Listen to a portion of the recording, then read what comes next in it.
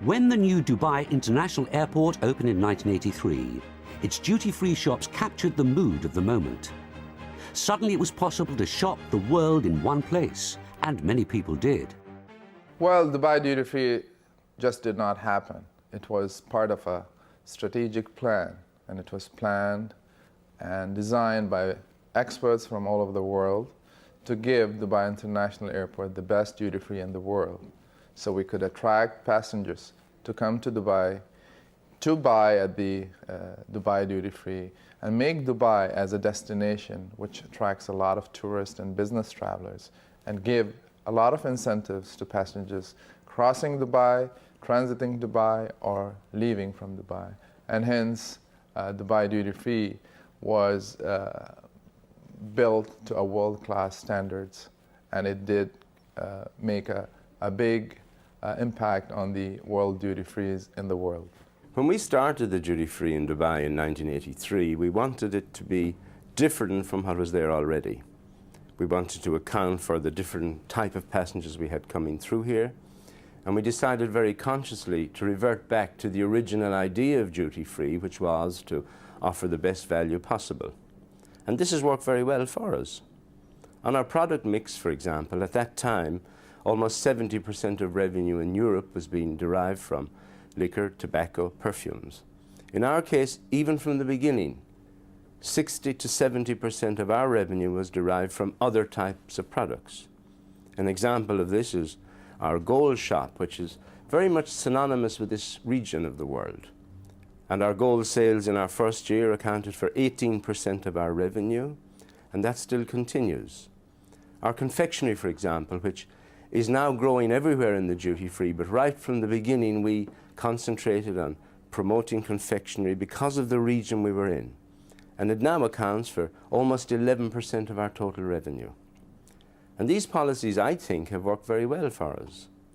Our revenue in our first full year of operation was $20 million US. Within 10 years, it had grown to $150 million US, and last year it was $183 million US.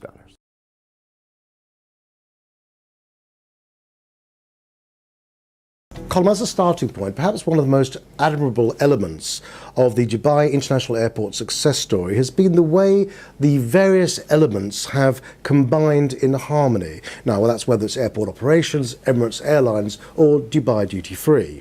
Do you see that integrated approach as being fundamental to Dubai's success? I think, Peter, we have been very lucky here. You know, we have had several conferences talking, like the Trinity, for example. We're very fortunate that the Trinity here is one. We're all owned by the same people. It is the government of Dubai who enthuses everybody to do the right thing for Dubai. If you take that on to Dubai Duty Free, we decided many years ago that the most important brand we would ever have in our operation was the brand Dubai Duty Free. We spend between 4 and 5% of our revenue every year promoting our brand, promoting Dubai, promoting the activities in Dubai. We were very happy a couple of years ago when we were voted as one of the top brands in the UAE. And it is our intention to make sure we maintain that and that we stay as one of the brands. Dubai Duty Free is a commercial operation. It is left to operate independently, although we are owned by the government. Contrary to what many people say, it has been self-funding and profitable since day one. Now, Dubai Duty Free, under your guidance and that of Sheikh Ahmed, has really been the most extraordinary industry success story over the years. But do you actually think that you can sustain the growth that you've achieved? And where do you see future growth coming from? I think it will maintain its momentum. I have sometimes said we have really just started. We are now 22 years old, and we have grown in that time from nothing to one of the 3 largest duty-free operations in the world. What's going to drive it in the future? A few things. Firstly, we have to do our job better, and we think we're improving all the time. Secondly, increased traffic through the airport, further development at the airport. And if we look right now where we are, We have 7,000 square meters of retail space at the airport.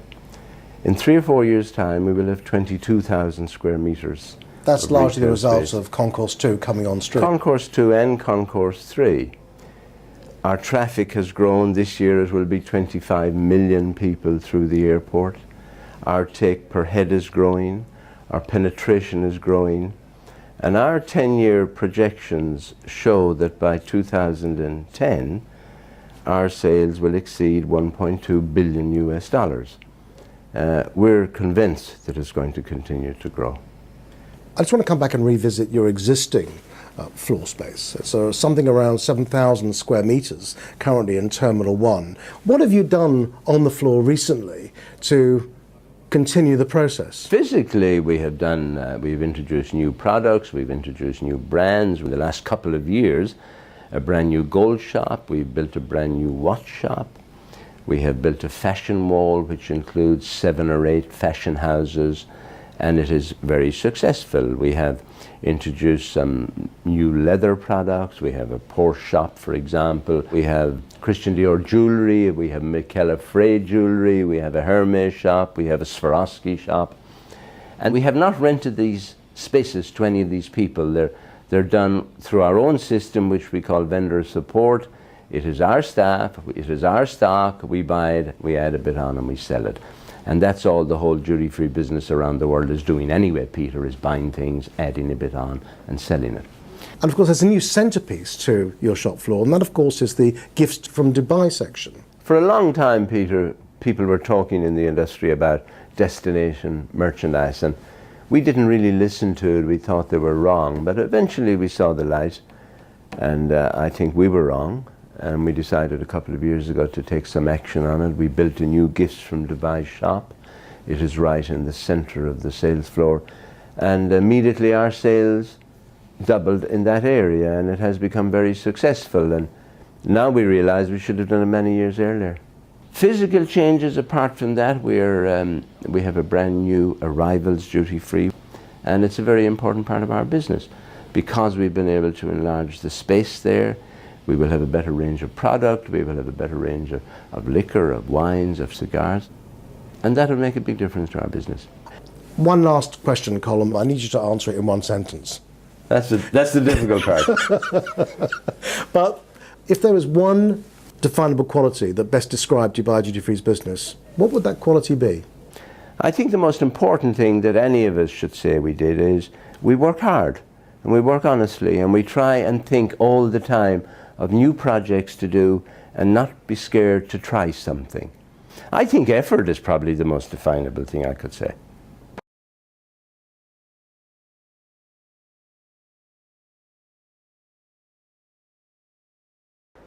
Concourse D offers a very different type of experience to your travelling passengers. The layout is very different, there's been far more integration here, and as far as Dubai Duty Free is concerned, you've actually delivered your first ever walkthrough. What's your overall impression of it? Well, of course, we learned from our other concourses, and we considered a lot of some of the mistakes we made in the past when we were designing and laying out Concourse D. We have 7,000 square meters here, as I've said. We're very, very happy with how it's working. We purposely have very wide aisles here. We're thrilled that all of the concourse is so close to the departure gates. There's no 10-minute walks here. There are 16, I think it is, accessible gates directly from the duty free. We also have tidied up a little bit our relationship with our suppliers. We have a system going for a long time which we call vendor support, and we have introduced here dedicated brand offerings which are our duty frees, they're our shops, they're our staff, but from a customer point of view, they can see the brands they want. And now that we're here, since the migration finished on the 7th of March, we find that it's working very well for us. Do you want to walk us through the scope of the different Dubai Duty Free stores here? Our biggest section of the duty free operation in Dubai is perfumes and cosmetics. It accounts for 24% of our business. And our business being $2 billion US, that's quite a tidy figure. We took that into account when we were laying out Concourse D. We have 1,000 square meters of fashion offerings here, which is a little bit new, and it's a little bit of a test, but it satisfies many of the suppliers that were trying to get part of the action for a long time. And of course, every duty-free in the world almost is prominent with liquor and tobacco. And in our case, liquor is 10% of our business, tobacco is about 9 or 10% of our business. So we took that into account when we were doing the layout here. And we have it in such a way that we think that our customers can follow a nice pattern and walk from one place to the other. We have some areas that we have duplicated here. Like electronics, for example. Like electronics. And of course, electronics changes all the time. Nowadays, 20 years ago, electronics was recording machines and the first ever almost mobile telephones. Now electronics, we sold 36,000 pieces of iPhones last year. That's what electronics has become. We sold very few cameras in comparison to what we used to sell 20 years ago, because it's all built into the same thing. And all of that, Peter, we were trying to take into account when we were doing the layout for this. The food hall looks basically the same. It's the same product range, and there's still, it meets all customer profiles in real terms. Like everything else here, you've got a freedom of navigation, easy access. You can see everything in one go, in spite of the size. Some new brands there. I mean, you're a big supporter of brands. They're important to you. Well, like I said earlier, we have this thing called vendor support, and we work very closely with all our suppliers. We don't see our business at all as being in conflict with the supply chain. We like to do things together. We like to do a lot of promotions together. If currencies change, we expect our suppliers to reflect that change in the prices they offer us, and this works very well for us. We also have to remember that our customers are not just #1 brands in the world people. There are many customers who want our confectionery. There are many customers who want to come and buy powdered milk, for example. And the single biggest item Dubai Duty Free sells is Nido powdered. It's our single biggest item. Are you selling the same amount of nuts as you always did? We're selling a lot of nuts still, 1,000 ton a year. And if you take our confectionery department, our top 10 items there, we sell 20 ton every day. It's astonishing. And I know you didn't ask me, Peter, but in Dubai Duty Free, which is the single largest in the world, last year we sold 78 million pieces of merchandise, which meant we had to do 27 million transactions on our registers. Well, I see you've also harnessed technology to help you promote this company still further. I mean, I haven't done a physical count, but I understand there's something like 200 different monitors. We have just under 200 digital screens in the duty free, and they rotate and revolve and change, and some of the time is for Dubai Duty Free, some of the time is for our promotions, but a lot of the time is for our suppliers. And they pay a few dirhams to be featured in there, but it's good for us and good for them. The interesting thing about the monitors is that what I'm seeing being advertised, for example, in the watch area, are fragrance brands. You've clearly thought the fact there can be some cross-fertilization between the type of customer going through the watch area, which itself is beautifully laid out, to other areas nearby. Well, I think, if a husband and wife are traveling together, invariably the man wants to look at the electronics and the lady wants to look at the cosmetics or the luxury watches. So I think it's right that we do, as you call it, cross-fertilization. We treat all our suppliers the same. We want to tell the story of the Dubai Duty Free to our customers, that it's not just the old duty-free idea of liquor, tobacco and a few other things. We want to let everybody know that the service here is something they're looking for, and if somebody wants to change currency, we have our own currency exchange counters. So it is definitely, in our view, important that we do cross-fertilization, which is why we're using the monitors in that way. What do you expect the increased spend per head to be now that you've delivered walkthrough? Well, I think, our sale per head is averaging $36 or $37 per passenger.